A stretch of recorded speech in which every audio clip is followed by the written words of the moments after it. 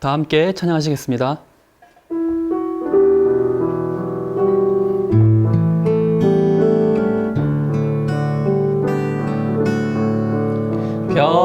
평안은 너에게 주노라. 세상이 줄 수 없는, 세상이 알 수도 없는 평안, 평안, 평안, 평안은 내게 주노라. 사랑은 너에게 주노라. 세상이 줄 수 없는, 세상이 알 수도 없는 사랑, 주님의 사랑,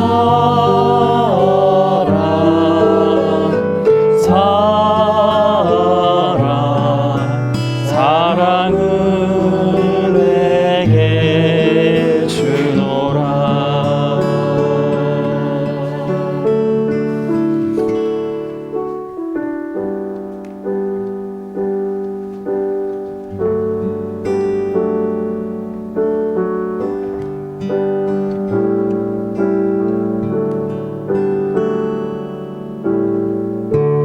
은혜 아니면 살아갈 수가 없네.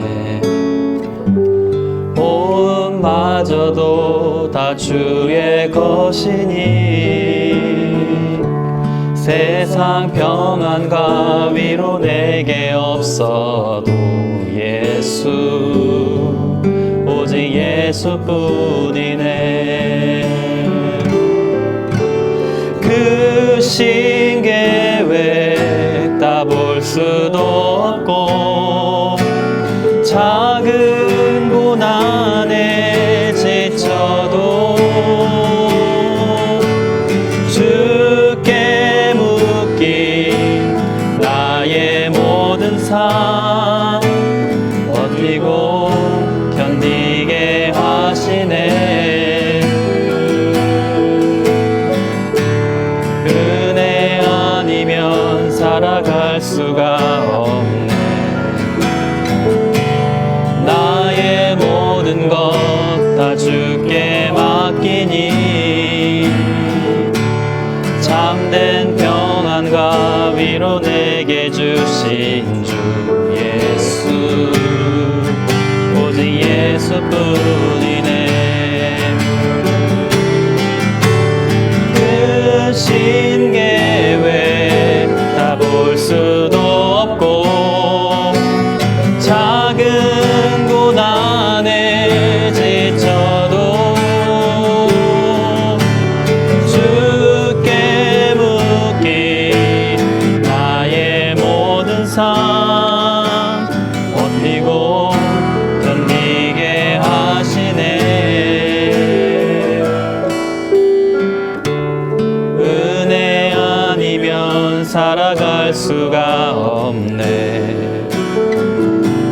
나의 모든 것 다 주께 맡기니, 참된 평안과 위로 내게 주신 주 예수, 오직 예수뿐이네.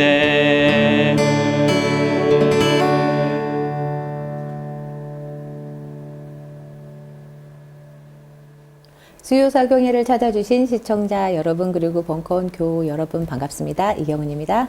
안녕하세요. 안녕하세요, 백민님. 안녕하세요. 반갑습니다. 안녕하세요, 수두사님. 네, 반갑습니다. 반갑습니다. 안녕하세요, 목사님. 네, 세명사랑교회 문덕입니다. 네, 반갑습니다. 다들 한 주간 안녕히 지내셨나요? 네, 잘 지냈습니다. 아, 그러세요. 수두사님 별일 없으셨고요? 네, 덕분에 잘 지내고 있습니다, 항상. 네. 목사님, 네. 헤어스타일이 달라지셨습니다. 네. 파마했어요. 펌이라 그러더라고요. 요즘엔 펌이라 그러죠? 예, 펌. 요즘에는 뭔가 우리 있어 때는 보이게.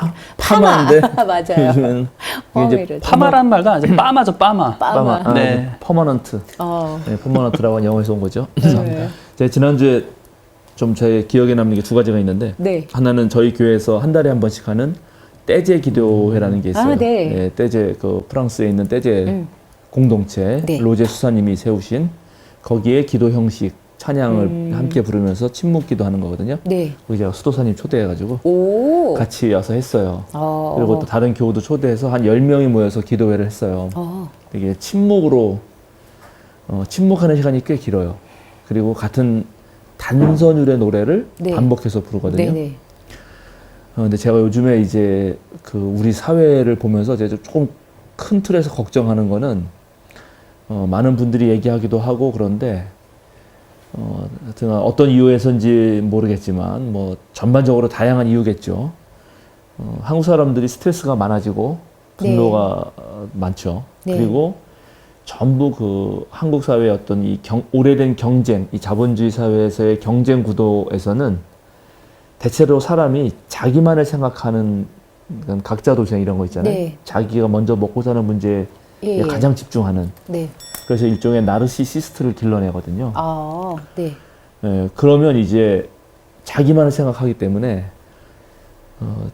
누구에 대해서는 배려라든가 그런 게 없고 서로 그러면 서로 이게 그 긴장도가 높아지잖아요. 네. 저는 차분히 여유 있게 지낼 수 있는 시간도 없고 그래서 제 아내가 아침에 출근할 때마다 얘기를 들어보면 지하철에서 그렇게 싸운대요. 자리가 좁고 이러니까 막 비켜라 뭐 어쩌다 왜 노약자석에 앉았냐 애들도 노약자니까 앉을 수 있다 막 이러면서 그런 게 하루에 매일매일 벌어진다는 거예요. 예. 그래서 이제 은근히 걱정하더라고. 근데 이제 기독교의 오랜 기도 전통은 그런 것들을 상당히 그 성찰할 수 있는 기회를 주거든요. 그게 이제 특별히 침묵 기도인데 한국 개신교인들은 침묵 기도에 약간 약해요.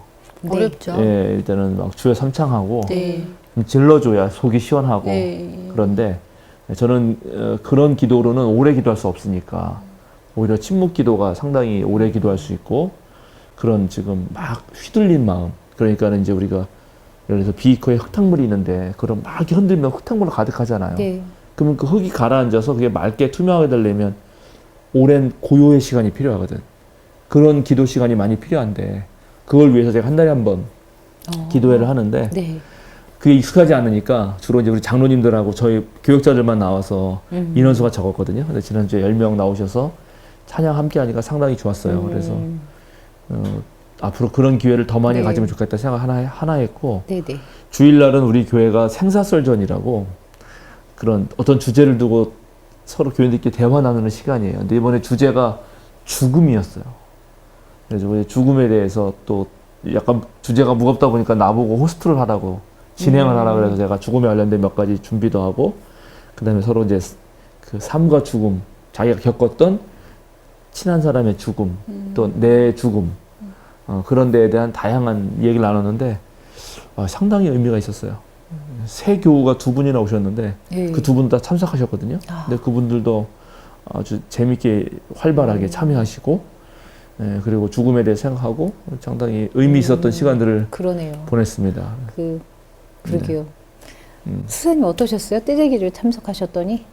거의 뭐 집에 왔다? 뭐 그 정도 편안함을 느꼈습니다. 그래요? 네, 그냥 그 침묵으로 기도하고 그냥 같은 찬양 반복하는 게 수도사님은 그런 경험은 없으셨을 것 같은데 불편하거나 이러진 않으셨어요? 예, 불편하진 않았고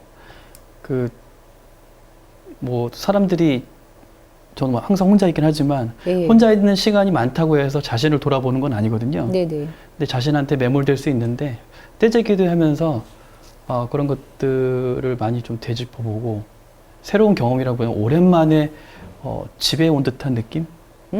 집에 온 듯한 그런 느낌이요? 평안함이 좀 있었습니다. 그러셨구나. 백미님도 함께 하시죠. 저는 예전에 예. 다른 모임에서 떼제 기도를 했었어요. 해본 적 있어요. 그러셨어요? 저는. 네.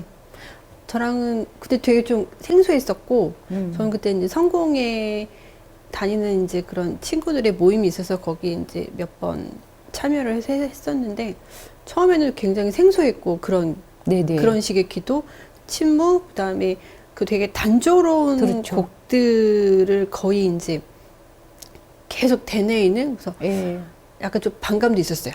왜냐하면 그런 방식들이 약간 좀 반감도 있었고, 근데 이제 두 번, 세 번 참여를 하면서 거기 약간 좀 매료된다. 근데 나중에 또 근데 퇴근해서 가다 보니까 피곤하죠. 피곤하다가 자기도 졸다고. 졸기도 하고. 네네. 약간 그런- 저도 학교에서 처음 해봤는데 처음에는 저도 좀 낯설었거든요. 근데 조금 하다 보니까 조금 더 우리가 일반 기독교 보수교에서 하는 거랑은 다른 방향이었는데 나쁘진 않더라고요, 하다 보니까. 근데 진짜로 학교에서 하잖아요. 그러니까 저쪽에서 코 고는 사람이 있긴 있었어요. 예. 되게 다르더라고요. 그 그리스도교 전통은 단순한 전통이 아니고 네. 2000년 넘는 전통이잖아요. 예. 그러니까 수도원 전통도 있고 뭐 도시교회도 있고 시골교회도 있고 전 세계 곳곳에 엄청 많은 인류가 하나님을 찾으면서 하나님께 기도했을 거 아니에요. 그거를 이제 분류해 보면 그 기도의 양식을 한 4가지 정도로 분류할 수 있는데 제가 몇 번 얘기했어요.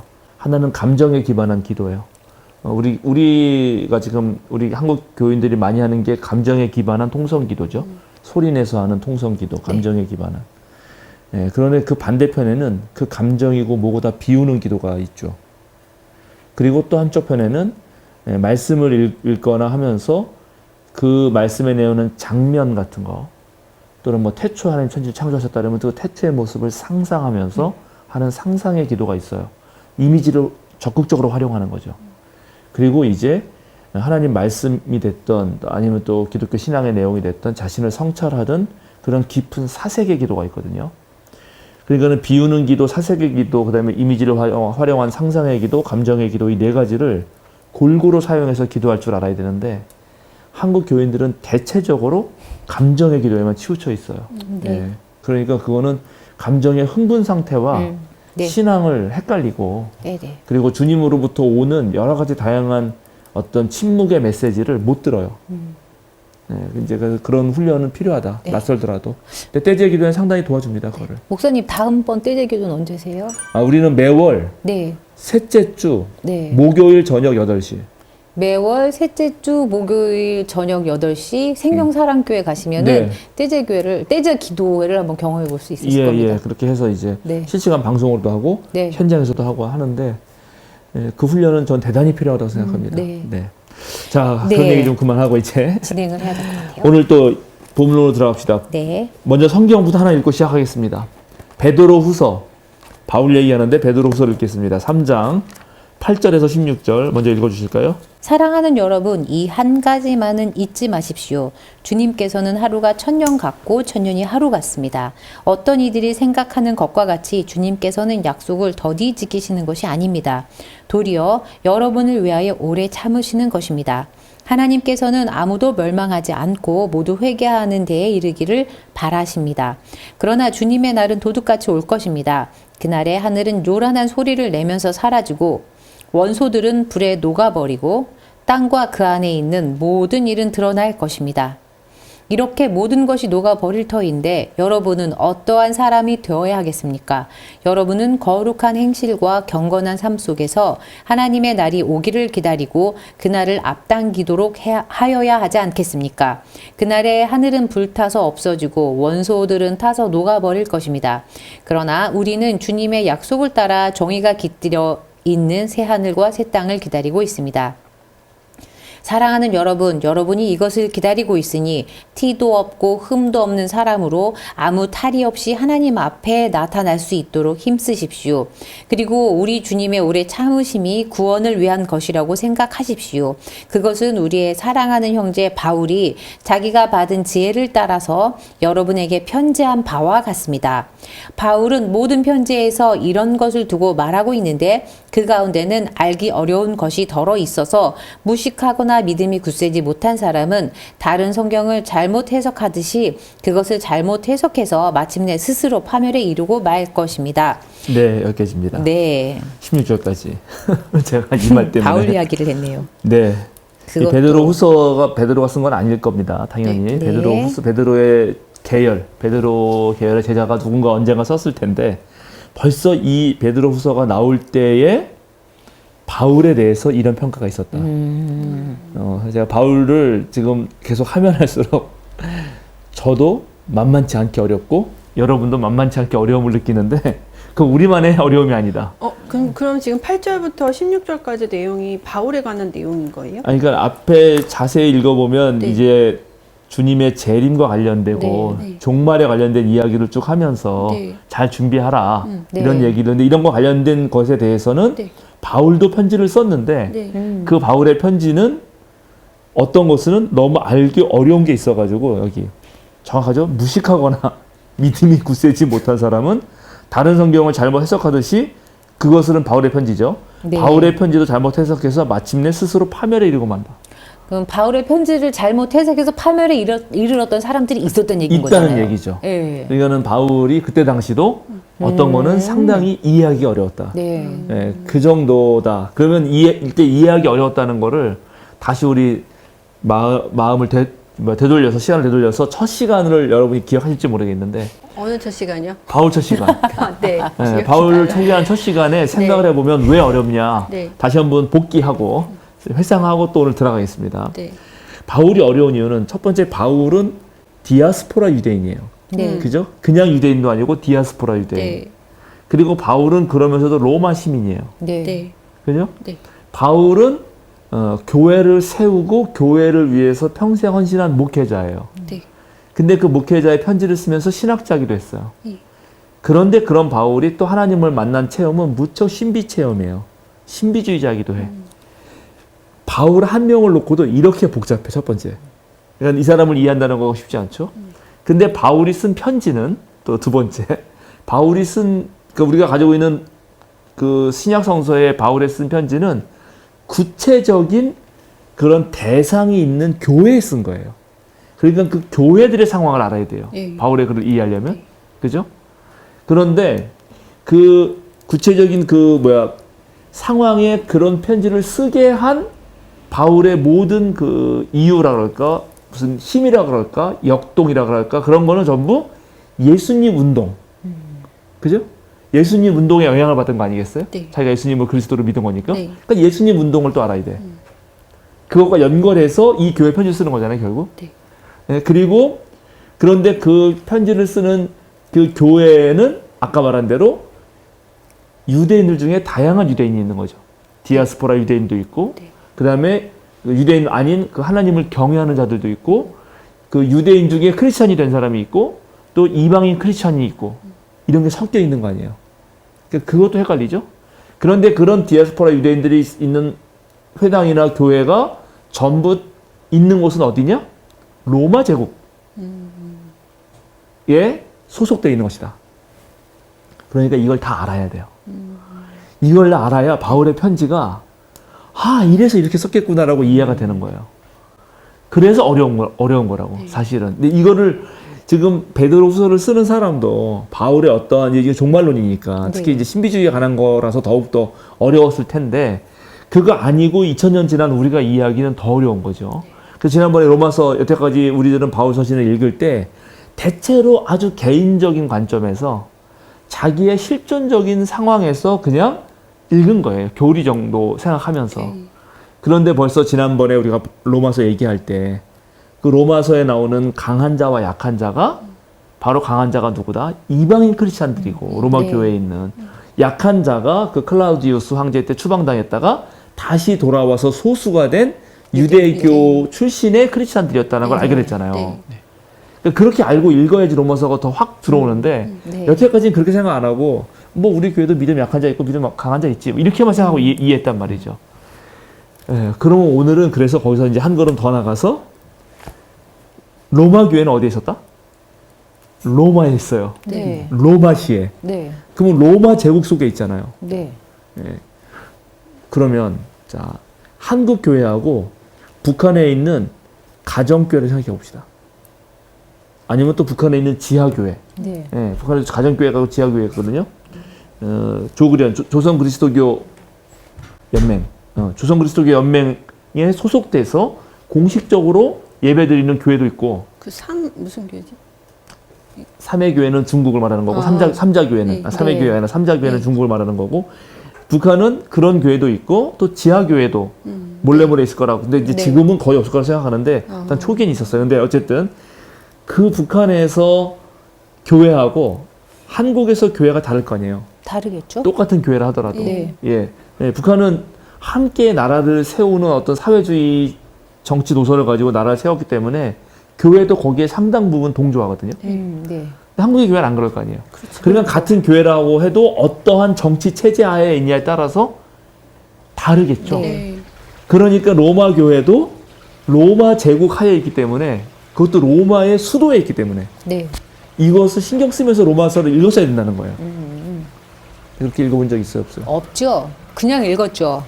그 배경까지 생각하면서 안 읽었죠. 네, 그러니- 이거를 나에게 어떻게 적용할까 이러면서 읽었죠. 예, 그러니까 전부 다 그런 면에서 보면 로마서를 잘못 읽었다고 말할 수는 없는데 네.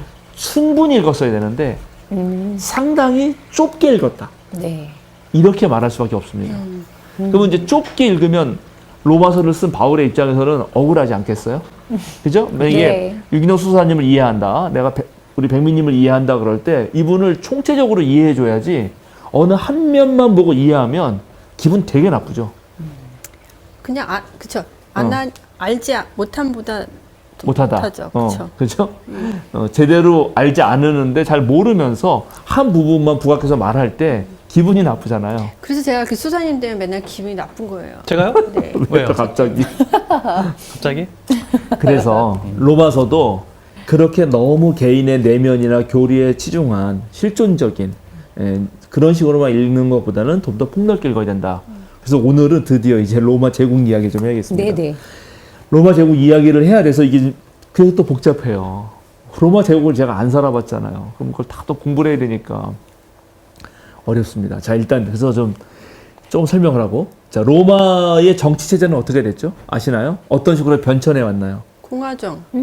공화정 전에. 공화정. 공화정 전에 뭐가 있어요?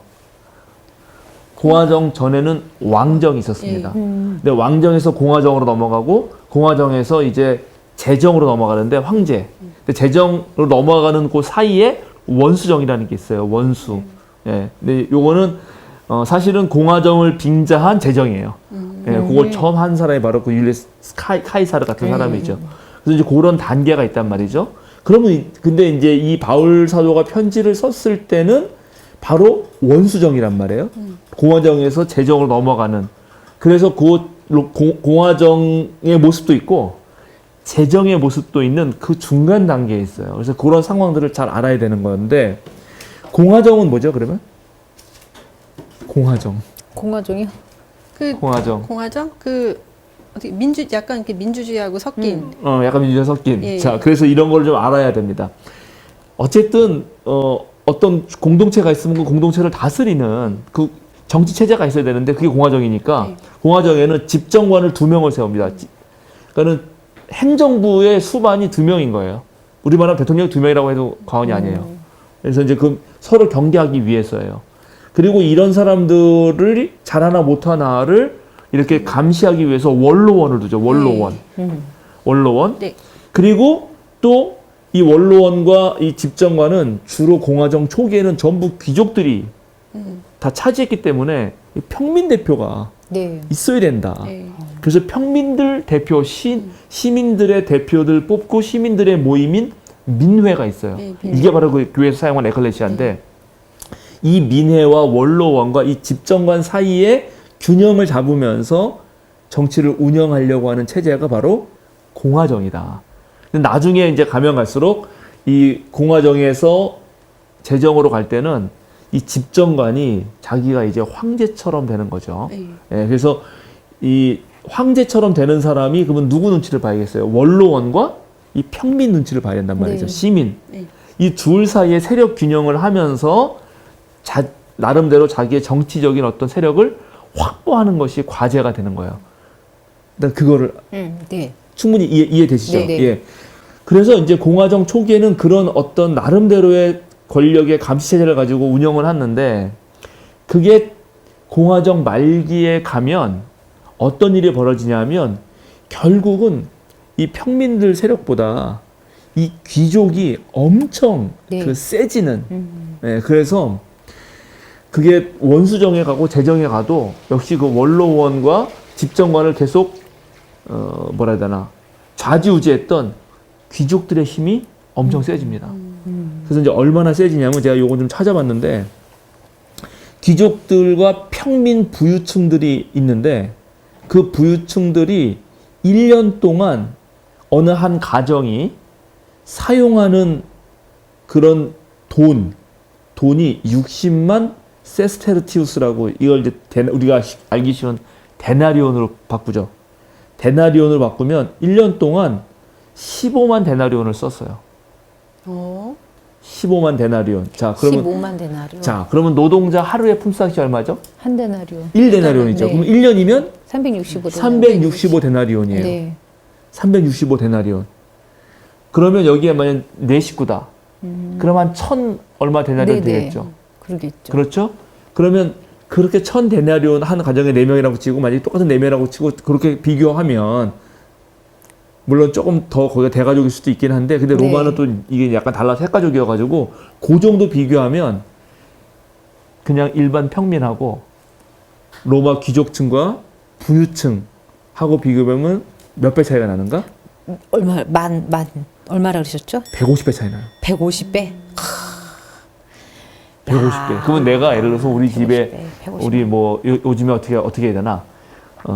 우리 집이 한 달 사는데 뭐 예를 들어서 400만 원 쓴다. 아니 뭐 그냥 500만 원 쓴다. 편하게 500만 원. 네. 그럼 150배면 어떻게 돼요? 계산해 보세요. 100만 원. 5, 25, 5 1은 7, 100배만 해도 10배면 7,500만 원인가요? 아니, 15배면 7,500만 원. 6천. 아, 15? 15배면 15. 7,500만 원이에요. 어려워. 그죠? 맞죠? 아, 12. 근데 150배니까 7억 5천만 원? 우와. 월? 연애. 연애? 만약에, 아니, 뭐 월로 해도. 월로 지금 월로 한 거잖아요. 월로 하면 그런 거죠. 원래 한 와. 명이? 아니. 한 가정이. 한 가문이. 한 가정이 월. 다 하고 싶겠다. 야, 그러니까 그렇게 빈부격차가. 엄청 많이 준다. 예, 빈부격차가 이제 엄청 심한 거예요. 네. 그럼 그 빈부격차가 심하다는 거는 놓치기 싫겠다. 이제 뭘로 그대로 가냐 하면 네. 그건 정치적인 힘도 마찬가지라는 거예요. 그렇겠죠. 그렇죠? 예. 그렇게 돈이 많고 또 게다가 귀족이잖아요. 네. 그럼 그 귀족이 갖고 있는 그 힘은 일반 특별히 평민뿐만 아니라 이제 하층 계급. 예를 들어서 로마 제국에는 엄청난 콜레기아라든가 이민족이라든가 네. 이런 게 모여서 막 살았다 그랬잖아요. 네. 그리고 콜레기아도 그런 종교를 중심으로 하고 종족과 민족을 중심으로 한 거, 그다음에 어떤 직업을 중심으로 한 거, 그다음에 아예 하층이니까 우리끼리 묻히지 않으면 안 된다는 그런 게 있다고 그랬잖아요. 그러면 최고의 귀족과 권력과 부를 가진 이 귀족 계급하고 맨 하층 계급 사이에서 벌어지는 일은 이루 말할 수가 없겠죠. 그러겠네요. 네. 그래서 그 하층 계급들은 귀족에 의해서 완전히 어떻게 말해야 되나 정말 개 취급당하며 사는 거예요. 거의 뭐 노예 같은 삶이라고 봐야겠네요. 예. 그리고 또 말씀해서 아주 잘했는데 공화정 말기가 되면 소장농들이 무너지면서 우리 어릴 때 배웠어요. 라티푼디움인가 해가지고 대농장 중심에 엄청난 많은 노예를 끌어다가 농업을 하면서 그 사람들의 그 노동력에 의해서 로마가 지탱되는 방식으로 갑니다. 그래서 로마 제국은 로마 공화정 말기부터 지금 바울이 로마를 이거에 편지를 쓰는 그때까지도 계속 그런 엄청난 사회적 양극화와 사회적 폭력에 시달리는 하층 계급들이 존재했어요. 아, 그럼 예, 그것들을 반영해야 되는 거예요 지금. 그러면은 우리 지금 로마에 있는 유대인들도 아마 그렇게 하층에 속한 사람들이 많았겠네요. 그렇죠. 이제 로마는 아까 지난번에 말한 대로 그래도 헤롯이 그 시저를 도왔다 그래가지고 네. 좀 혜택을 받잖아요 유대교. 네. 근데 유대교 내에서도 잘 사는 애가 있고 못 사는 애가 있을 거 아니에요. 네. 그리고 또 이 그리스도교가 전파했을 때 가난한 사람들과 친구했기 때문에 로마 교회는 귀족 계급이겠어요, 하층 계급이었어요. 하층. 대체로 하층 계급이 많죠. 네. 그러면 로마시에서 벌어지는 사회적 폭력에 가해자이겠어요, 피해자가 많겠어요. 피해자. 잠재적 피해자가 엄청 많은 겁니다. 그거는 로마 교회 사람들뿐만 아니라 로마시의 대다수 이민족과 하층 계급들이 다 공유하는 것입니다. 로마의 대중들이. 네. 그리고 그것이 드러난 구절이 로마서에 나와요. 자, 로마서 1장. 이 정도 설명하고. 로마서 1장 18절부터 32절입니다. 로마서 1장 18절부터 32절 한번 읽어주실까요? 하나님의 진노가 불의한 행동으로 진리를 가로막는 사람의 온갖 불경건함과 불의함을 겨냥하여 하늘로부터 나타납니다. 하나님을 알 만한 일이 사람에게 환히 드러나 있습니다. 하나님께서 그것을 환히 드러내 주셨습니다. 이 세상 창조 때로부터 하나님의 보이지 않는 속성, 곧 그분의 영원하신 능력과 신성은 사람이 그 지으신 만물을 보고서 깨닫게 되어 있습니다. 그러므로 사람들은 핑계를 댈 수가 없습니다. 사람들은 하나님을 알면서도 하나님을 하나님으로 영화롭게 해드리거나 감사를 드리기는커녕 오히려 생각이 허망해져서 그들의 지각 없는 마음이 어두워졌습니다. 사람들은 스스로 지혜가 있다고 주장하지만 실상은 어리석은 사람이 되었습니다. 그들은 썩지 않는 하나님의 영광을 썩어 없어질 사람이나 새나 네 발 짐승이나 기어다니는 동물의 형상으로 바꾸어 놓았습니다. 그러므로 하나님께서는 사람들이 마음의 욕정대로 하도록 더러움에 그대로 내버려 두시니 서로의 몸을 욕되게 하였습니다. 사람들은 하나님의 진리를 거짓으로 바꾸고 창조주 대신에 피조물을 숭배하고 섬겼습니다. 하나님은 영원히 찬송을 받으실 분이십니다. 아멘. 이런 까닭에 하나님께서는 사람들을 부끄러운 정욕에 내버려 두셨습니다. 여자들은 남자와의 바른 관계를 바르지 못한 관계로 바꾸고 또한 남자들도 이와 같이 여자와의 바른 관계를 버리고 서로 욕정에 불탔으며 남자가 남자와 더불어 부끄러운 짓을 하게 되었습니다. 그래서 그들은 그 잘못에 마땅한 대가를 스스로 받았습니다. 사람들이 하나님을 인정하기를 싫어하므로 하나님께서는 사람들을 타락한 마음 자리에 내버려 두셔서 해서는 안 될 일을 하도록 놓아두셨습니다. 사람들은 온갖 불의와 악행과 탐욕과 악의로 가득 차 있으며 시기와 살이와 분쟁과 사기와 적의로 가득 차 있으며 수군거리는 자요, 중상하는 자요, 하나님을 미워하는 자요, 불순한 자요, 오만한 자요, 자랑하는 자요, 악을 꾸미는 모략꾼이요, 부모를 거역하는 자요, 우매한 자요, 신의가 없는 자요, 무정한 자요, 무자비한 자입니다. 그들은 이와 같은 일을 하는 자들은 죽어야 마땅하다는 하나님의 공정한 법도를 알면서도 자기들만 이런 일을 하는 것이 아니라 이런 일을 저지르는 사람을 두둔하기까지 합니다. 네, 우리가 이걸 읽을 때 여태까지 이 사람들을 그냥 사람들이라고 생각했겠죠? 네. 근데 일반적인. 여기서 말하는 사람들은 과연 누구일까요? 이 사람들을 누구라고 알 수 있는 근거, 약간 유추할 수 있는 구절은 어디일까요? 첫 번째가 22절입니다. 22절 읽어보세요. 사람들은 스스로 지혜가 있다고 주장하지만 실상은 어리석은 사람이 되었습니다. 자, 스스로 지혜가 있다고 하는 사람들이 어디였죠? 바울 편지에서 주로 예수님의 십자가는 누구에게는 어리석은 것이 되고 누구에게는 거리끼는 것이지만 우리에게는 영광입니다. 뭐 능력입니다. 이렇게 말했죠. 네. 그 어리석게 된다고 할 때 그 사람이 누구예요? 그리스 사람들이죠. 그러니까 이 그리스 로마 문화에 젖은 귀족들, 자기네들은 그리스 로마들은 특히 그리스 지혜의 전통적 계승자다. 네. 정통적 계승자다라고 말했잖아요. 네. 그러니까 바로 그런 로마 귀족들이 스스로 지혜 있다고 하면서 그리고 그 다음에 이어져서 23절 읽어보세요. 그들은 썩지 않은 하나님의 영광을 썩어 없어질 사람이나 새나 네 발 짐승이나 기어다니는 동물의 형상으로 바꾸어 놓았습니다. 자, 이게 그리스 로마 신화에 나오는 엄청난 신들의 형상들이죠. 네, 네. 여기는 지역마다 또 그런 어떤 자기네 그 도시마다 자기네 도시를 상징하는 그런 동물들을 만들고 그거를 신상을 세워놨죠. 네. 똑같아요, 오늘날도. 그죠? 우리 옛날, 네, 요즘에 네. 내가 야구 잘 안 봐서 모르는데 우리 어릴 때에는 오비 베어스, 오비는 베어스 곰이잖아. 네. 삼성 그죠? 라이온스. MBC 청룡, 네. 삼성 라이언스, 네. 다 짐승들이지. 네. 네, 우리도 지금 그렇게 동물의 어떤 걸 가지고 서로 싸우는 것처럼 말을 네, 하잖아요. 네. 그게 남아있는 건데 스포츠에. 근데 고대로 그리스 로마에는 진짜 그런 신상들을 세워놓은 거고 네. 그리고 그 신상을 통해서 자신의 도시가 얼마나 대단하고 위용을 내세우고 힘이 센지 그리고 그거를 로마 귀족들이 향유했죠. 네. 이런 사람들이 하는 짓이라는 말들이죠. 이런 온갖 짓을. 근데 네. 그 중에 하나가 이제 많은 사람들이 잘못 읽는 바로 뭐예요? 남자와 더불어. 남자와 동행한다. 네. 자, 이게 무엇이냐? 여기서 이제 복잡한데.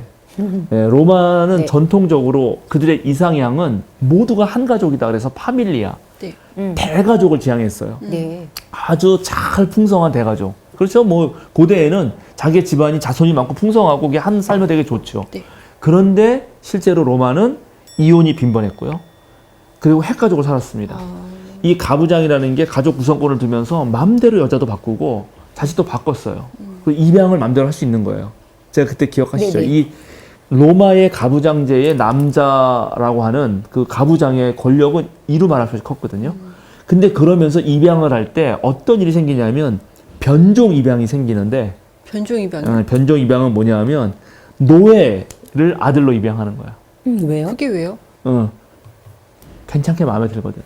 아, 근데 그렇게 놓고 아들인 것처럼 하고 노예로 부려요.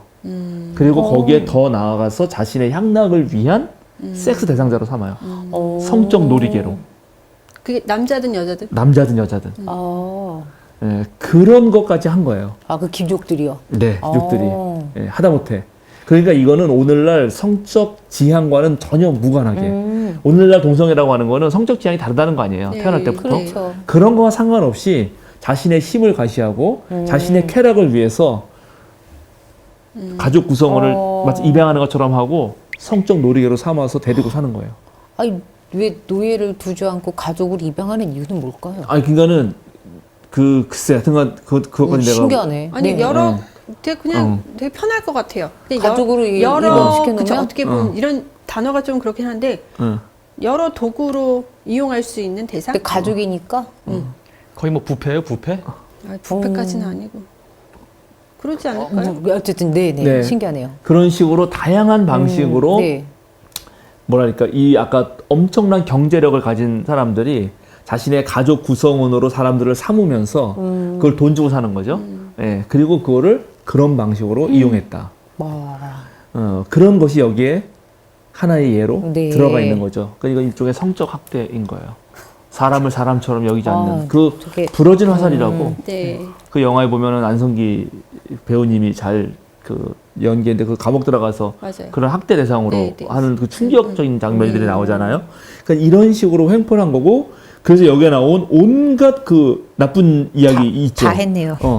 이거를 전부 다 그렇게 바울 사도가 얘기를 한 겁니다. 네. 그러면은 여기 나오는 음. 뭐 29절부터 31절까지 뭐 이 사람들이 그럼 그리스 로마 사람들 그러니까는 그리스 로마 사회의 귀족 계급들, 당시에 정치적 힘을 가지고 있던 귀족 계급들이 이렇게 한 것입니다. 그러면은 여기서 그러면 생명에 대한 거나 인격적으로 대하는 거나 그런 존엄성 자체가 거의 말살됐다고 봐야겠네요. 그렇죠. 그러니까는 로마의 대중들은 하층 계급들은 늘 그런 위험에 이제 휩싸이게 되는 거예요.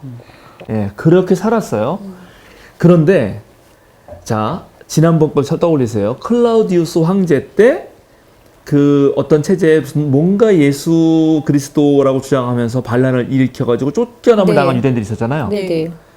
근데 그럴 때 그 사람들이 쫓겨나면서 그 유대인들에 대한 공식적인 낙인이 찍혀요. 왜냐하면 국가에 의해서 정부에 의해서 공식적으로 쫓겨났잖아요. 네. 일부가. 예. 그러니까 저놈들은 함부로 해도 되겠구나 아. 라고 생각을 하면서 귀족들뿐만 아니라 똑같은 평민들에게서도 린치의 대상이 됩니다. 유대인들이. 네. 그리고 특히 유대인들은 그러기가 쉬워요. 왜냐하면 저놈들은 그리스 로마 사회의 다신론적 성격을 따르지 않고 유일신 하나님이라 그러면서 그런 국가적 재전에도 안 나와. 그러겠죠? 네. 하나님 그 네, 재상주 네. 먹으면 안 되잖아요. 평소에 미웠어. 네. 근데 저도 가만히 보니까 또 어떤 놈들은 헤롯 때문에 특권까지 누려. 그래가지고 평소에 지금 이런 사회적 폭력이 만연한 상황 속에서 국가로부터 공식적으로 왕따 당한 놈들에 대하여 다른 그런 똑같은 처지에 있는 사람들도 수평 폭력이 일어납니다. 그래서 왜 가능하겠네요. 유대 로마 시대 뭐 옛날에 그래서 이렇게 순교를 많이 당했다고 하잖아요. 네. 콜로세움에서 그렇게 막 사자 먹이가 되고 네. 그게 그런 배경이 있어서 그랬던 건가요? 그렇죠. 근데 그건 이제 그래서 이제 문제는 그런 일들은 뭐 적든 많든 언제든 벌어지는 건데 그것이 얼마나 많은 광범위한 대중이 그런 모욕을 당하느냐 아니면 그게 좀 적어지느냐. 왜냐면 어차피 노예가 있으니까 노예는 막 그 검투사도 막 내려보내고 막 이런 네. 그 일반 평민들이 즐기는데 쓰는 거 아니에요? 근데 심지어 평민들 중에도 언제든 그런 노예 상태로 전락하고 하층 계급으로 전락하고 빈부격차가 심해지면 소장농이 땅 팔면서 이제 떠돌이가 되고 그럼 남의 이제 노예로 팔려가고 이렇게 되는 거거든요. 네. 그런 상황 속에서 벌어지는 일들이라 이거죠. 네. 그런데 이제 클라우디우스가 죽고 네로가 딱 등장하지 않습니까? 네로가. 네. 근데 네로가 딱 왕이 됐을 때 몇 살인 줄 알아요? 10대 전인가 그랬던 것 같은데. 좀 기억이 막 나시네. 네. 17살입니다. 37년생이거든. AD 37년생. 근데 54년에 딱 황제가 되는 거예요. 그럼 17세가 그때 로마의 다섯 번째죠. 다섯 번째 왕이죠. 황제죠. 그러나 그때까지도 아직 정확하게 군주제로 가지 않았을 때예요. 여전히 그 원수정이에요. 네. 그러니까 원로원의 눈치를 엄청 봐야 되는 거지. 네, 네. 그러면 이제 이 17살의 황제가 어떻게 다스렸어요? 그 로마 엄청난 제국을. 네. 엄마. 그 제국을 다스리려면은 이게 쉽지가 않은 거예요. 네. 그래서 이 원로원을 힘을 내리누러야 되고 평민들의 이런 이 민회 아까 말한 네. 그 공화정 제도에 있으니까 그 민회의 어떤 대중들의 저걸 사야 되는 거거든. 힘을 얻어야 되는 거예요. 다행히 이 네로 곁에는 세네카라든가, 그 다음에 티겔리우스, 브루스 뭐 이런 유능한 신하들이 있었어요. 그 다음에 나이가 좀 있었거든. 네. 그리고 그 앞에도 이미 클라우디우스 황제 때 이미 근위 대장들이었고, 네. 그 아들이 또 올라가니까 끝까지 충성하는. 그래서 그 사람들의 도움을 받으면서 이제 원로원 그 귀족 세력의 핵심인 거기를 누르는 거예요.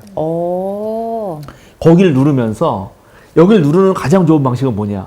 거기 가서 이제 설득을 하는 거지. 아, 나 진짜 도와줘라. 잘하게. 이렇게 하는 방법이 있고 숙청해 버리는 거지. 응?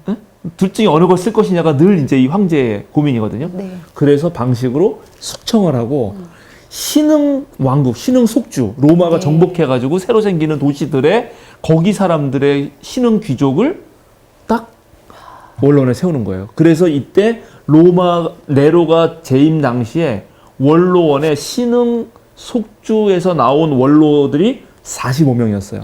42명이었어요. 42명이었는데 그 이전에 그러면 클라우디우스 때 몇 명이었냐? 15명이었습니다. 어머. 그거는 엄청 많이 한 거지. 네. 예, 거의 뭐 빼면 얼마야? 한 17명인가? 27명. 27명이나 차를 바꾼 거예요. 말하자면. 싹 네. 갈고 싹 집어넣은 거지. 그렇게 하면 이제 신흥 속주의 귀족들은 그 속주의 또 대중의 여론을 가지고 와서 말을 할 거 아니에요. 네. 그게 이제 네로가 한 하나의 방법이에요. 네. 두 번째 방법은 그 축제를 많이 열어요. 축제. 예, 축제를 많이 열어가지고 그 유벨리우스 같은 거 하는 그 역사가 말한 게 있는데 로마 시민들은 빵과 서커스만 주면 좋아한다고. 빵 잘 주고 서커스 해주면 막 신나가지고 좋다는 거야. 근데 바로 네로가 그걸 쓴 거죠. 계속 축제를 열어서 그 부자들이 누리는 향락을 일반 대중들도 누릴 수 있게 그런 어떤 계기를 마련해 준 거죠. 제전을 열고 뭐 네. 그다음에 올림픽 같은 거 계속 하는 네, 거죠. 네. 그런 걸 여는 데다가 심지어 네로는 그 백성들에게 잘 보이려고 귀족들이 아주 경멸하는 그 배우가 돼요. 그래서 그 무대에 서서 막 연기도 해. 황제가. 그럼 막 대중들이 막 박수 쳐주고 신이 나는 거죠. 네. 진짜 많은 일을 했어요. 그 방법밖에 없는 거야, 사실은. 왜냐하면 제가 언젠가 말씀드렸는데, 세종대왕이 한글을 만든 이유도 그 신하 세력, 정도전부터 내려오는 그 네. 신하 세력을 누르고 백성들과 직접 소통하기 위해서였기도 네. 하거든요. 네. 그럼 마찬가지죠. 그리고 이제 공공 건설 사업도 많이 했어요. 공공 건설 사업을 많이 하면 부의 재분배가 일어나거든. 귀족가 다 뺏어가지고 공공 건설 사업 하면 일반 대중들이 좋죠. 네. 그리고 곡물 가격 같은 것도 상인들이 맨날 이렇게 왔다 갔다 하면서 이윤을 많이 남겨 먹었거든. 근데 그걸 네로가 전부 다 물가 안정 해가지고 비싸지 않게 이런 정책들을 엄청 한 거죠. 이해하시겠습니까? 네. 그럼 네로가 대중들에게 호응을 받겠어요, 안 받겠어요? 받을 것 같아요. 당연히 받죠. 네. 당연히 받습니다. 네. 귀족들은 싫어했겠죠. 예, 그래서 네. 네로가 죽고 나서도 네. 네로는 다시 부활해서 돌아올 것이다. 어머. 이런 이야기들까지 그 속주에서 원로 된 사람도 있죠. 원로 된 네. 그쪽 동네는 그런 소문까지 퍼졌어요. 그래요. 그 정도로 대중 인기, 대중 영합적인 정책을 폈습니다. 네. 그리고 나는 너희들 편이다. 이렇게 한 거죠. 자, 근데 여기서 또 하나 더 나가야 되는데 이제 이래서 좀 어려운데 그런데 로마는 다른 고대의 어떤 제국과 달리 네. 전통적으로 잘 행해져 오는 관료제의 행정 조직이 없었습니다. 그럼 어떻게 다스리냐? 이게 문제죠. 네. 관료제의 폐해는 뭐예요? 관료를 갖다 세우면은 일을 열심히 안 한다는 거야. 오늘날도 우리 공무원들 다 열심히 일하지만 그러나 너무 공무원 사회에 오래 젖으면 야 이게 진짜 하기 싫거든. 막 민원 들어오는 거 그냥 마음을 다해서 하다가 상처받고 네네네. 그냥 안 해도 그만 해도 그만 적당히 자기 책임 안 지는 선에서만 하고 뭐 이런 거 같잖아요. 네. 아니 근데 뭐 그럴 수 있잖아요. 관료제는 그런 위험이 있어요 언제나. 그러면 로마 사회를 이끌어간 건 뭐냐 하면 그 유명한 제가 계속 얘기했던 바로 패트론 클라이언트. 네. 예. 그 후견자와 네. 거기에 후견을 받는 그런 피후견인 사이의 관계. 그 관계의 맥으로 모든 걸 돌리는 것입니다. 이 패트론, 후견인은 모든, 그래서 권위를 갖고 힘을 갖고, 그 다음에 정치적인 어떤 경제적인 부를 가지고 후견인들을, 그죠? 피후견인들을 먹여 살려주는 거죠. 그러면 이 피후견인들은 후견인에게 엄청나게 충성을 다하고, 명예를 돌리고, 당신 때문에 내가 삽니다. 하고 이렇게 그 충성심을 가지고 엮이는 거예요. 그러면 제가 계속 말씀드렸지만, 여기 황제가 그 맨 위에 있는 거죠. 네. 최고의 패트론, 즉, 이 패트론은 아버지에서 온 거예요. 파트로스에서. 최고의 아버지가 계시고, 그 아버지 아들들이잖아요. 그럼 네. 아들들의 아들들, 또 아들들의 아들들이 있어가지고 밑에가 쫙 깔리는 거거든. 네. 그래서 여기서 충성을 다하면 몇 가지 올려오는 네. 그런 방식으로 다스린 거죠. 그러면 누가 최고의 패트론에 따라서 이 밑에 피후견인들, 클라이언트들의 삶이 좋아지냐 안 좋아지냐죠. 네로가 딱 올라갔을 때 어떻게 된 거지? 추웠겠어요. 내가 최고의 파트로로서 이 파밀리아, 거대 우리 가족국가에 내가 맨 위에 있는 가부장, 아버지로서 너희 모두에게 뭐다? 이렇게 아주 좋은 일을 베푼다. 네네. 이 중간에 빼먹는 귀족들의 내가 세력을 누르고 이렇게 얘기를 했던 것입니다. 네. 자, 그러면 이제 이해가 되죠. 그러면은 유대인 입장에서 다시 돌아와서 그 클라우디우스 때 추방하고 이런 상황에서 유대 그리스도인들에게 그 행해지던 온갖 폭력과 이런 거를 누가 막아줬어요? 네로가 막아주죠. 그렇죠. 자, 막아주죠. 그러면 로마서 13장. 그래서 자, 로마서 13장 1절에서 7절 읽어주세요. 사람은 누구나 위에 있는 권세에 복종해야 합니다. 모든 권세는 하나님께로부터 온 것이며 이미 있는 권세들도 하나님께서 세워주신 것입니다. 그러므로 권세를 거역하는 사람은 하나님의 명을 거역하는 것이요 거역하는 사람은 심판을 받게 될 것입니다. 치안관들은 좋은 일을 하는 사람에게는 두려울 것이 없고 나쁜 일을 하는 사람에게만 두려움이 됩니다. 권세를 행사하는 사람을 두려워하지 않으려거든 좋은 일을 하십시오. 그러면 그에게서 칭찬을 받을 것입니다. 권세를 행사하는 사람은 여러분 각 사람에게 유익을 주려고 일하는 하나님의 일꾼입니다. 그러나 그대가 나쁜 일을 저지를 때에는 두려워해야 합니다. 그는 공연히 칼을 차고 있는 것이 아닙니다. 그는 하나님의 일꾼으로서 나쁜 일을 하는 자에게 하나님의 진노를 집행하는 사람입니다. 그러므로 진노를 두려워해서만이 아니라 양심을 생각해서도 복종해야 합니다. 같은 이유로 여러분은 또한 조세를 바칩니다. 그들은 하나님의 일꾼들로서 바로 이 일을 하는데 힘쓰고 있습니다. 여러분은 모든 사람에게 의무를 다하십시오. 조세를 바쳐야 할 이에게는 조세를 바치고 관세를 바쳐야 할 이에게는 관세를 바치고 두려워해야 할 이는 두려워하고 존경해야 할 이는 존경하십시오. 자, 이런 상황이기 때문에 이 말이 나온 거라는 거예요. 클라우디우스 때 황제 추방하면서 우리 유대인 추방하면서 유대인들 집단이 갑자기 유대인 크리스찬이든 유대인이든 구별이 안 가니까 로마 입장에서는 걔네들이 사회적 린치를 당하는 그래서 같은 평민들 속에서도 수평폭력으로 기분만 나쁘면 저 유대인 저 새끼 때리고 막 그거서 소요가 일어나고 네. 근데 그거를 누가 진압해준다? 네로가 진압해준다. 그러니까 여기 치안 행사하는 게 나오죠? 네. 네. 그죠? 치안관들은 좋은 일 하는 사람에게 들을 것이 없다. 네. 네. 이런 걸 했던 것입니다. 그러니까 이런 말이 나온 거죠. 이거를 자기네 정권을 이용하는 데 써먹은 게 아니고 그때 당시 상황이 그런 크리스찬들에게 유용했다. 이런 사회적 폭력 안에서 보호 역할을 했다는 거예요. 초기에. 55년에 바울이 편지 썼을 때는 로마 교회에. 조세를 바치라는 이유도 그겁니다. 참. 로마는 이제 조세를 걷잖아요, 또. 네. 이 조세 걷는 게 또 어려워. 근데 조세가 로마의 100만의 인구의 80만 정도가 유대인 막 있는데 그 80만에게 일일이 거둘 수가 없잖아요. 네. 그러니까 어떻게 하냐면 회당별로, 그러니까 우리말로 하면은 콜레기아별로 세금을 내라고 해요. 그러니까 몽땅하는 거야. 그러니까 예를 들어서 벙커교회 교인들에게 한 명 한 명에게 국가가 세금 받는 게 아니라 벙커교회에 세금을 몽땅 내리는 거예요. 그럼 거기서 세금을 낼 수 있는 사람이 있고 낼 수 없는 사람이 있겠지. 네. 어떤 사람은 낼 수 있죠? 돈 많은 사람. 부유한 사람이 내요. 근데 거기서도 가난한 사람은 돈 자체가 없어. 그게 이제 행복하여라 너희 가난한 사람들아 할 때 그 가난한 사람들 그 가난한 사람들이거든. 푸토코이. 네. 아주 완전히 가난한 사람들이에요. 뺏길 것조차도 없는 사람들. 그러면 이 사람들을 대신해서 누가 내줘야 돼? 그 콜레기에 부유한 사람이 내줘야 네. 돼요. 네. 그러면 누가 힘이 세겠어? 돈 많은 사람. 당연히 거기 힘이 네. 세죠. 그러니까 거기에서 네. 그 안에서도 힘센 사람들이 이 사람들이라고. 근데 이 사람들이 지금 로마가 이렇게 저거 내라고 할 때, 이 자식들 맨날 우리 거 뺏어간다고. 그리고 조세 거부 운동을 해. 아, 만약에. 네. 네. 조세 거부 운동을 하면 어떤 일이 만약에. 벌어질까요? 또 탄압이 있겠죠. 그렇죠. 그럼 로마 군력이 와가지고 다 죽일 거 아니에요. 네. 그러면 얘네들은 이 안에서도 그 안 내는 애들, 그 안에서도 핍박받다가, 이제 얘가 조세 안 내가지고 또 들어오면 핍박받고. 다 죽잖아. 네. 네. 바울은 지금 누구 편을 들고 있는 거다? 아, 크리스찬들. 그 안에서 그것까지 못 내는 사람들을 위해서 당신들이 돈을 내라고 하는 거예요.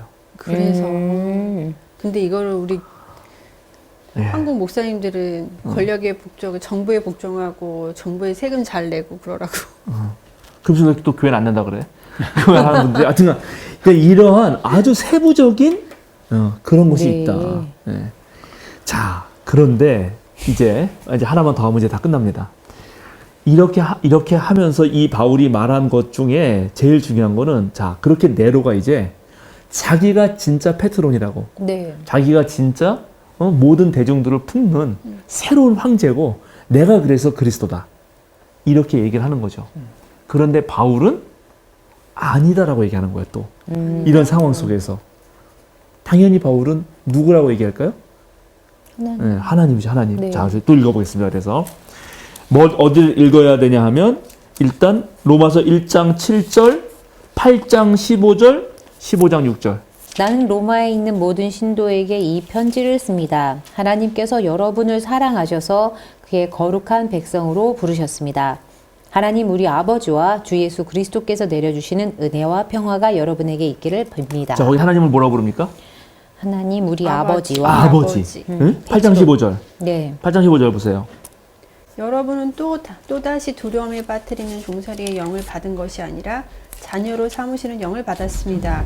그래서 우리는 그 영으로 하나님을 아빠, 아버지라고 부릅니다. 네. 여기서도 아빠, 아버지 강조하죠? 네. 그 다음에 15장 6절. 한 마음과 한 입으로 하나님 곧 우리 주 예수 그리스도의 아버지께 영광을 돌리게 해주시길 빕니다. 여기 예수의 아버지라고 부르죠. 네. 그 이 아버지가 그냥 아버지가 아니란 말이에요. 이 로마 상황 속에서는 아까 말한 페트론 클라이언트로 가부장이 힘이 세고 그 가부장이 내 아들을 입양할 수도 있고 네. 그리고 페트론 클라이언트 사이에는 충성 관계로 연결되면서 내 친구다 이렇게 말하기도 했어요.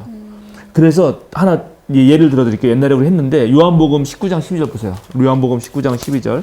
이 말을 듣고서 빌라도는 예수를 놓아주려고 힘썼다. 그러나 유대 사람들은 이 사람을 놓아주면 총독님은 황제 폐하의 충신이 아닙니다. 자기를 가리켜서 왕이라고 하는 사람은 누구나 황제 폐하를 반역하는 자입니다 하고 외쳤다. 예, 이 충신이 아닙니다. 이 충신 요 관계가 빌라도하고 황제의 관계가 페트론 클라이언트 관계인 거예요. 그러니까 당신은 그러면 정확하게 지금 황제에 대해서 클라이언트로 제대로 충성하지 못하고 있습니다. 네. 이렇게 말하는 거거든. 여기에 이제 가이사의 원어로 보면 친구예요. 그 예수님의 친구냐, 가이사의 친구가 될 거냐, 내가 한번 한 적이 있어요. 이런 식으로 페트론 클라이언트 관계는 다양한 관계로 엮여 있단 말이에요. 아버지 아들, 그 다음에 그 왕과 신하 같은 느낌, 그 다음에 주인과 종. 그래서 우정 얘기할 때도 이런 관계로 누가 나의 끈끈한 페트론 클라이언트 관계에 따라서 달라지는 거예요. 모든 네. 정권과 그런 세력이. 그런 상황에서 이제 네로가 딱 등극하면서 내가 최고의 페트론이다 라고 얘기했는데 바울은 아니다. 우리에게는 최고의 페트론, 최고의 아버지가 계신데 그거는 누구다? 하나님. 하나님이다. 그러면 이제 하나님의 아버지가 계시면 아버지 아래는 누가 있어야 돼요? 아들. 그죠? 클라이언트. 클라이언트들이 엄청 많아야 되는데 아들이어야 네. 되잖아요. 자, 보세요. 8장 29절. 하나님께서는 미리 아신 사람들을 택하셔서 자기 아들의 형상과 같은 모습이 되도록 미리 정하셨으니 이것은 그 아들이 많은 형제 가운데서 맏아들이 되게 하시려는 것입니다. 예. 예수님이 누구라고? 맏아들. 맏아들이야. 네. 알았죠? 자, 예수님 하나님의 아버지고 거기에 딱 제일 맏아들. 여기 바로 맏아들이 예수님이 계신 거죠. 그 되게- 나머지는 뭐야? 다 이 맏아들이 서자. 형제자매들. 우리 형제자매들, 네. 형제자매들. 서자. 그래서 로마 갑자기 왕정으로 됐어, 왕정으로. 로마 교회에 쓰는 편지에 보면은 계속 형제들, 형제자매, 그러니까 우리 원래 말하는 옛날에 자매는 잘 사람이 안 들어가니까 형제들이라는 말이 계속 나옵니다. 네. 형제들. 네. 그쵸? 그 다음에 또 하나, 8장 14절 찾아보세요. 하나님의 영으로 인도함을 받은 사람은 누구나 다 하나님의 자녀입니다. 네. 하나님의 파밀리아, 가족의 들은 누구나 다 자녀라는 거예요. 그리고 이제 로마 교회에서 아까 말한 대로 1장 13절, 7장 1절 4절, 8장 12절, 10장 1절, 11장 25절, 12장 1절, 16장 17절, 14장 10절, 15장 14절 전부 다 로마 교회를 부르면서 형제라고 부르거든. 그러니까 자, 이게 바로 이제 바울의 엄청난 계획이었다. 바울은 로마의 교회를 세운 적이 없습니다. 그럼 바울은 로마 교회에 대해서 어떤 권위도 없어요. 다른 자기가 세운 교회, 갈라디아 교회는 막 그렇게 혼내고 막 네. 욕할 수 있지만 고린도 교회 얘기할 수 있죠. 자기가 세운 빌립보 교회 얘기할 수 있어요. 근데 로마 교회에 자기가 무슨 권위로 편지를 쓰나? 그러게요. 심지어 그때 당시 다른 사도들에 의해서 쟤는 사도가 아니다. 이런 것까지도 늘 봤던 사람이에요. 바울은. 네. 그러면 바울이 어떻게 로마 교회에 편지를 쓰냔 말이에요. 무슨 권위로? 바로 이 권위로 하는 거예요. 내가 그런 권위가 당신들이 없다고 생각할지 모르지만 나는 지금 네로가 다스리는 로마에서 로마가 친대중적 이미지를 쌓아가면서 모든 이런 민중들의 아버지인 것처럼 그렇게 행사하고 있지만 나는 당신들에게 예수 그리스도를 통해서 보여주시는 의로운 아버지 하나님, 하나님의 그 놀라운 사랑을 소개해주는 중개자로서 편지를 씁니다. 내 말을 잘 들으시면 여러분은 네로가 하는 것보다 훨씬 더 은혜를 베푸시는 그런 진짜 참 아버지, 누구? 하나님을 만나게 될 것입니다.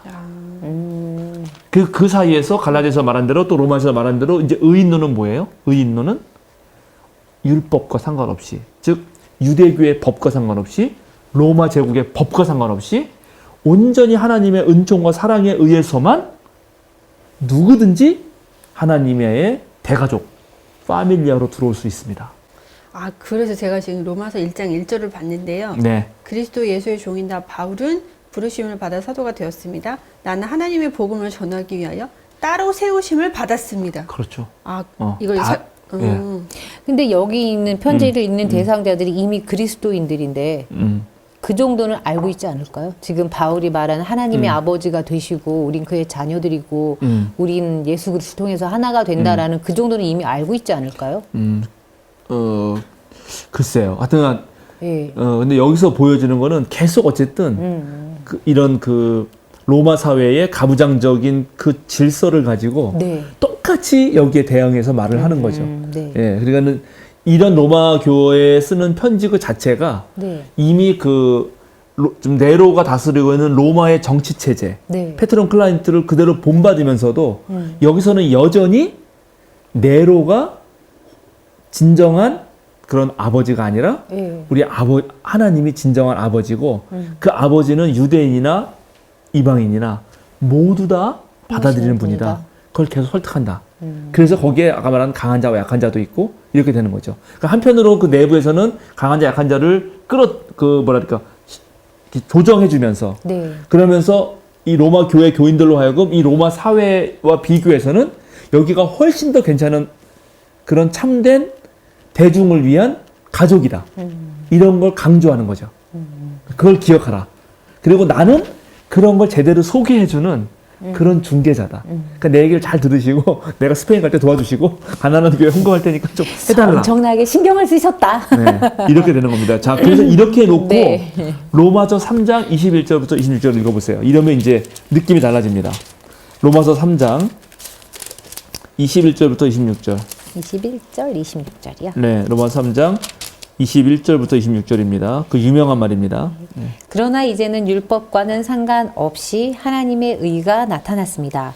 그것은 율법과 예언자들이 증언한 것입니다. 그런데 하나님의 의는 예수 그리스도를 믿는 믿음을 통하여 오는 것인데 모든 믿는 사람에게 미칩니다. 거기에는 아무 차별이 없습니다. 모든 사람이 죄를 범하였습니다. 그래서 사람은 하나님의 영광에 못 미치는 처지에 놓여 있습니다.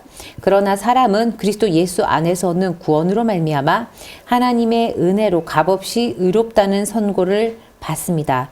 하나님께서는 이 예수를 속죄 제물로 내주셨습니다. 그것은 그의 피를 믿을 때에 유효합니다.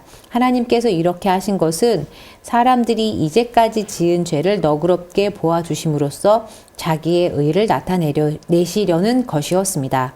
하나님께서 오래 참으시다가 지금 이때에 자기의 의로우심을 나타내신 것은 하나님은 의로우신 분이시라는 것과 예수를 믿는 사람은 누구나 의롭다고 하신 것을 보여주시려는 것입니다. 네. 이 말이 바로 이런 상황에서 했던 말이라는 거예요. 자, 유대교인들은 유대교 율법을 지켜야 된다고 그렇게 말하는 거고, 로마 제국은 로마 제국의 어떤 정치 질서를 이거 따라야 된다고 말하는 거죠. 그런데 그리스 로마 사회에서는 아까 말한 대로 페트론 클라이언트로 다 연결돼가지고 저 밑에서부터 끝까지 유대인들조차도 거기서 살려면 거기 어떻게 빌붙어가지고 헤롯처럼 카이사르 율리우스 카이사르에게 잘 보여가지고 정치의 힘을 얻듯이 그렇게 전부 하려던 것에 대하여 진짜 의로운 아버지가 누구냐? 그거는 바로 예수 그리스도를 통해서 값없이 모든 사람이 들어올 수 있게 하는 자기 가족으로. 그게 진짜다. 나는 그거를 여러분에게 계속 소개해주는 사람이다. 근데 자꾸 이제 들으면서 느끼는 느낌이 바울이 아까 이제 전도사님이 그 당시에 그 로마 회당 안에 있던 크리스찬들은 예수님이 하나님이고 우리가 모두 다 주의 자녀라는 걸 알고 있지 않았을까요?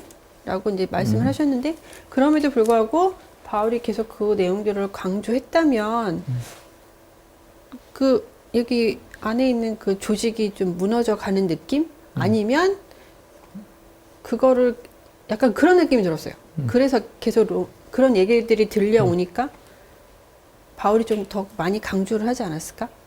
그거는 이제 이제 로마서에 아주 구체적인 내용들이 안 써 있으니까 예. 이제 이게 되게 어려운데 대체적으로 이제 이렇게 생각하는 거죠, 사실은. 근데 우리가 이제 어느 교회를 가도 우리 생명사랑교회도 마찬가지. 우리 생명사랑교회 참 모범되고 모델이 되는 교회라고 내가 늘 자랑하면서도 우리 교인들도 한 명 한 명을 보면 전부 믿음이 무슨 예수 그리스도의 장성한 분량에 올라 있는 거 아니잖아요. 그죠? 여러분들도 하나님 아버지인 거 믿지만 그렇게 안 하지 않아요? 그렇죠. 네. 그러니까 로마 교회의 거기에 속한 사람들의 어떤 상황인지는 정확하게는 모르죠.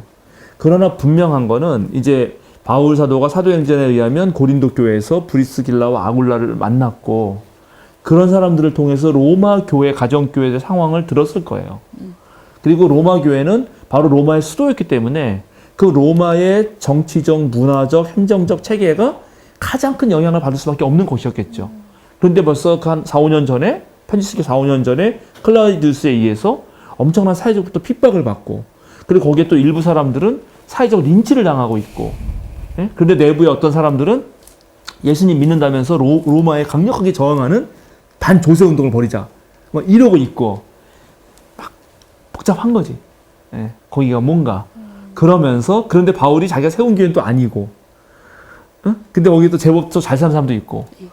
그러니까 그런 상황에서 편지를 쓰는 거죠. 그러니까 도대체 거기가 어느 정도까지인지는 네. 잘 모르죠. 그러나 그런 상황들을 뭐 이 정도 선에서만 유추할 수 있는 거죠. 그러니까 벌써 지금 전수사님은 너무 이상적인 걸 딱 나한테 말해준 거지. 본경교회도 그러나요? 본경교회도 다 전부 자기가 하나님의 자녀라는 걸 다 알고 있나요? 아니 그건 아닌데요. 그러니까 저는 이제 이게 궁금한 거죠. 바울이 자기가 세운 교회가 아니었고 여기에 편지를 쓰고 있다. 그런데 이제 그냥 언뜻 듣기에는 알기에는 이미 다들 알고 있는 교리에 대해서 그냥 한 번 더 언급한 정도가 아닌가라는 느낌이 들어서 드릴 말씀이었죠. 그러니까 하나님이 아버지시고 로마는 이미 패트론 클라이언트 과정이 있는 거는 누구나 다 알고 있는 상황이고 패트론 클라이언트의 최고의 하나님은 하나님이다. 그래서 이 사람들은 로마의 어떤 그리스도인들은 거기에 반하고 있는 사람들이었고 그다음에 네로한테 잘해야 된다라고 말하지만 네로가 잘하고 있으니까 잘하는 게 맞긴 한데 너무 네로이기 때문에 잘해야 된다라고 말하고 있는 건 아닌가. 네로는 또 좀 있으면 바뀌면 이거를 읽는 사람들은 어떻게 이걸 또 편지를 적응할 것인가. 그래서 너무 그 상황에만 집중해서 편지를 썼구나라는 느낌을 좀 받았어가지고 드린 말씀이었어요. 예. 왜냐면 그렇게 썼던 편지로 인해서 네로가 갑자기 사람이 악해졌단 말이죠. 그래도 그러면 여전히 우리들은 바울이 이때 이 편지를 썼으니까 복종해야 되나? 라는 고민을 하지 않았을까요? 라는 생각도 들고. 이제 편지를 그때그때 네. 쓰는 거니까. 그러니까. 그래, 바뀌면, 정말 그랬구나. 바뀌면 또 다음에 편지를 또 썼겠죠. 네, 그랬을 것 같다는 느낌이 들었어요. 예. 이제 정말 어려워 이래서. 네. 아주 구체적인 건 모르니까. 네. 정말 구체적인 어떤 상황을 바울이 네. 어느 정도 알고 어떤 편지를 썼느냐는 모르지만 네. 그래도 오늘 중요한 거는 예. 그 로마 사회에서 이런 언어들 그리고 이런 편지들을 그 바울 그 교회의 교인들이 돌려가며 읽을 때 지금 우리가 생각하는 식으로 거기 교인들 모두가 아주 충실한 신앙을 가진 네. 상당히 괜찮은 사람들 모였다고 생각하는 건 이상향이다. 네. 초보 교인도 있고 아무것도 모르는 교인도 있고 그리고 이제 어떤 연구에 의하면 그 16명 거기 한 사람 중에 해방노예의 이름도 있다라고 하는 주장도 있거든요. 그러니까는 아마 다양한 사람들이었을 거라고 생각할 수가 있어요. 네. 그리고 머리로는 아는데 몸으로는 여전히 그 로마 습성에 있는 사람도 있을 수 있고 그러니까 복잡했을 거겠죠. 예? 그러니까 그 나는 자유롭다 그러면서 막 먹고 어떤 사람은 그 막 마음에 걸리고 네. 뭐 이런 상황들이 있었을 거라고 정도 유추할 수밖에 없다. 네. 그거를 종합하기 위해서 로마에 편지를 쓰면서 자신을 알렸다. 그렇죠. 네. 바울 사도는 어쨌든 여러 가지 생각을 하는 거죠 지금. 아, 네. 그래서 복잡했겠습니다. 지금 그 로마가 다스리고 있는 세계는 로마의 법 모든 길은 로마로 통한다. 그러니까 로마가 법을 가지고 다스리고 있는데 거기서 벌어지는 일들이 옳지 않다라는 걸 정확하게 강조해야 되고 동시에 그러면 유대교 율법만으로 해서도 되냐? 그것도 아니다. 그것도 아니다. 그러면 뭐냐? 그러면 너희들이 익히 알고 있는 가족 이런 맥락에서 보더라도 진짜 참된 아버지는 하나님인데 하나님의 예수 그리스도의 십자가 죽음 그런 걸 통해서 우리에게 무상으로 베푸신다. 다시 한번 이걸 기억해 보자. 이런 식의 편지였을 것 같은 거죠. 네. 그래서 이방인이든 또는 유대인이든 누구든 받으시는 그 하나님의 뜻에 의하면 너희들이 강한 자 약한 자라고 싸우면 안 될 것 같다. 하나여야 된다. 그렇게 이방인 크리스찬들이 막 유대인들 저것들 안 된다고 너희들이 오히려 새로 접붙여진 거 아니냐. 그렇게 하면 안 된다. 뭐 이런 걸 하면서 설득을 했던 거 아닌가. 그렇게 보여집니다. 복잡했을 것 같습니다. 네. 네. 네, 그런데 이제 문제는 이렇게 한 편지가 잘 됐느냐. 안 됐을 것 같아요. 이제 이게 쉽지 않았다는 거죠. 쉽지 않았을 것 같아요.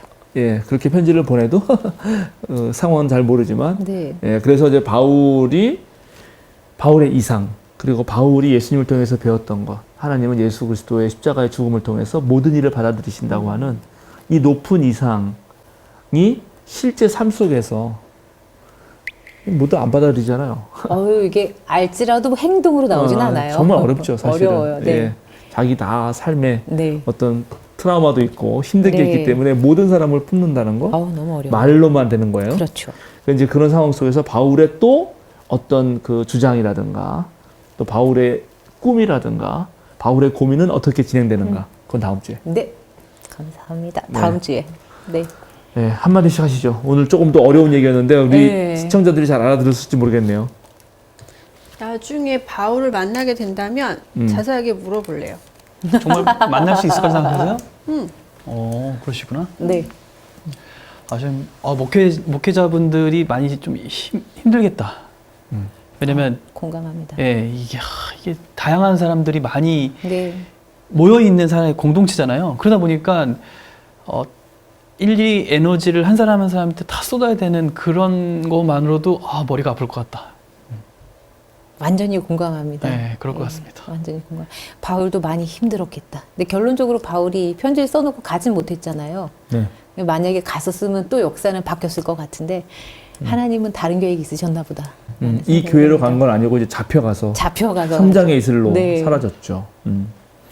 그러니까 수도사님 하신 말씀이 가장 맞는 말이기도 한 거죠. 그러니까 바울 사도가 네. 처했던 상황은 분명히 명확한 상황이 있고 그것은 생각만큼 그렇게 간단한 상황이 아니다. 실제로 목회를 해보면 한국에서도 자 교인이 뭐 100명 있어요. 근데 100명의 한국 사회에 가지고 있는 그 문제들이 거기 고스란히 담겨 있죠. 네. 뭐가 있나요? 성별 문제. 그래서 남자, 여성 이런 한국 사회 문제가 있잖아요. 네. 남자는 집안일 안 하고 여성만 집안일 하고 여성에게 더 순종적인 걸 강요하는 한국의 가부장적 문화가 예를 들어 교회도 있어요. 네. 설거지 같은 건 다 여자만 하고 남자는 안 하는 거야. 밥 같은 거는. 그런 식사 준비에는 언제나 남자가 빠져. 예를 들어서. 그리고 또 하려고 그래도 아이 못하는데 뭘 하냐고 절로 가라 그래. 열받는다 그러고. 근데 그게 바뀌려면 이 사람이 집에서도 해야 되거든요. 그렇죠, 그렇죠. 그래야 이게 여기서 되는 거잖아요. 네. 그것뿐만 아니에요. 그 다음에 한국에 또 지역 차별 같은 게 있어요. 어떤 교인들은 대구, 부산 이런 데 사시는 분들 고향이야. 어떤 분들은 전라도, 광주 이런 데. 근데 같이 어떻게 와서 서울에 올라와서 같이 한 교회를 다녀요. 자, 정치 문제가 터져. 네. 목사는 뭐라고 설교해야 되나? 어? 한쪽은 또 저 북한에서 있다가 내려오신 분들이야.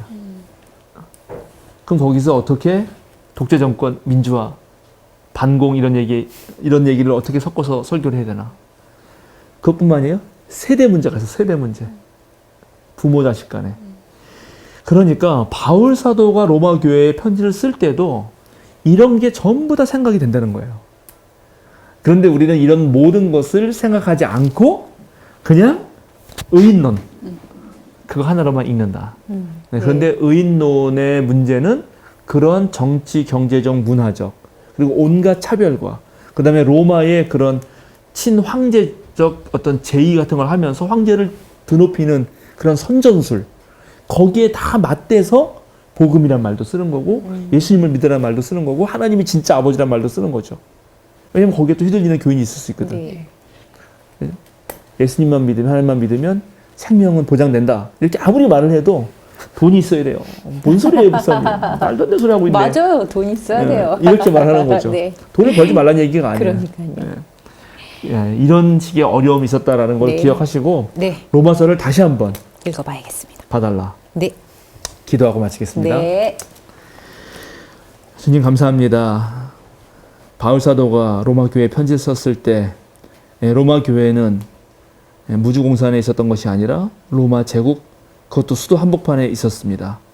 그 교회에는 이방인 크리스찬들이 있었고 소수의 또 디아스포라 유대인 출신 크리스찬들이 있었습니다. 누가 강한가? 누가 약한 자인가? 율법이 중요한가? 아니면 믿음이 중요한가? 다양한 논쟁 속에서 바울 사도가 고민하면서 또 스페인까지 복음을 전하기 위하여 가난한 예루살렘 교회에 헌금을 드리기 위하여 이것저것 생각하면서 편지 한 통을 씁니다. 오늘날 우리가 처한 현실도 마찬가지라고 생각합니다. 주님, 우리들이 오늘 이 복잡한 정치, 경제, 사회, 문화의 현실 속에서 어떤 삶을 살아가야 할지 다시 한번 성찰하는 시간이 되게 해주시고 우리 수요사경의 모든 이런 강의들이 오늘날 좀 더 올바르게 주님을 따라 사는 그런 삶이 될 수 있도록 도움이 되게 주여 도와주시옵소서. 언제나 감사드리며 예수님의 이름으로 기도드립니다. 아멘. 아멘.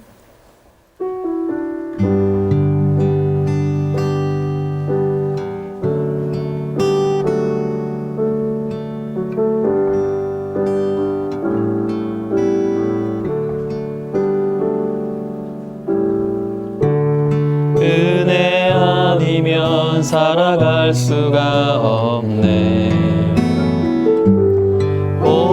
마저도 다 주의 것이니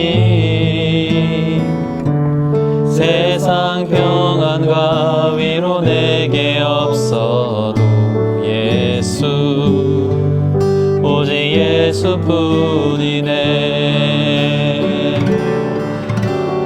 그 신계 외 수도 없고 작은 고난에 지쳐도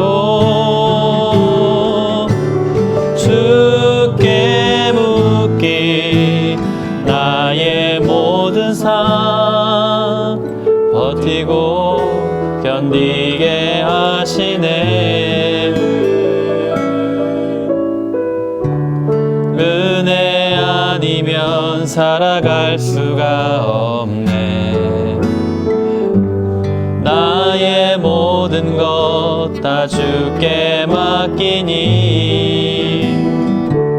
참된 평안과 위로 내게 없으신 주 예수 오직 예수뿐이네. 크신 계획 다 볼 수도 없고 작은 고난에 지쳐도 주께 묻기 나의 모든 삶 버티고 견디게 하시네. 은혜 아니면 살아갈 수가 없네. 나의 모든 것 다 주께 맡기니 참된 평안과 위로 내게 주신 주 예수 오직 예수뿐이네.